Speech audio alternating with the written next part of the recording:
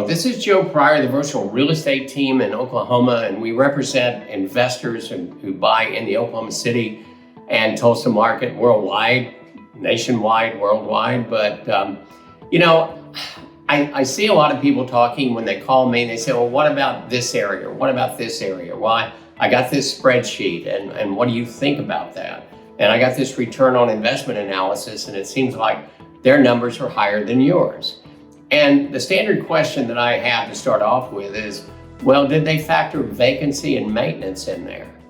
And sometimes I hear, well, no, they didn't. Well, let me ask you a question, is what I say, is do you think investing in real estate is always perfection? Nothing ever goes wrong. Everything is just peachy keen. You have no, vacancy, you have no maintenance. Is that the way it really is? And they'll say, well, no, of course not. And I said, look at it this way.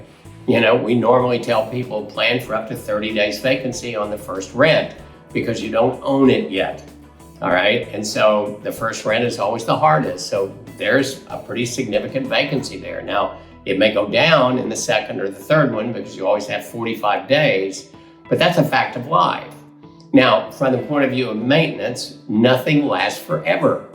And so because of that reason, then you have to factor in, well, I've got to put out a certain amount of money. This is why a lot of our investors, and almost 99.9% of them, want new construction. Why? Because it's never been used and you have warranties that go longer than a year, sometimes 5 years, foundations 10 years. And so we can cut down on maintenance, but even with that, when you slip from one tenant to another or change, there's things called make ready. Maybe if there's carpet there, the carpet needs to be cleaned, or something that makes the house look new again.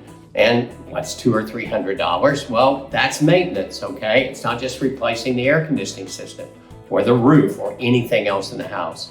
So understand that those two factors have got to be there when you get any kind of analysis. So what I'm looking for is the kitchen sink when I do ROI, and I've learned how to do this years ago, both residentially and commercially.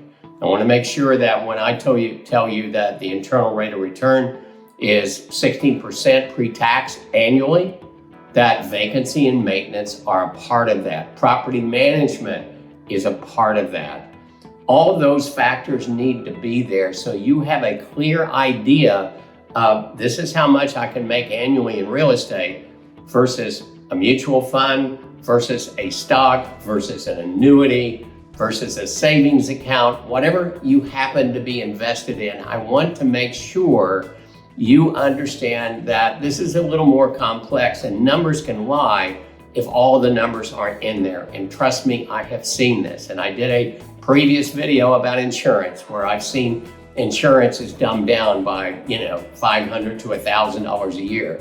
And that's not the way it should be. So what I want you to know is we're going to give you a real world analysis that includes two of the most important enemies of investing, vacancy and maintenance. It's got to be figured into the return on investment.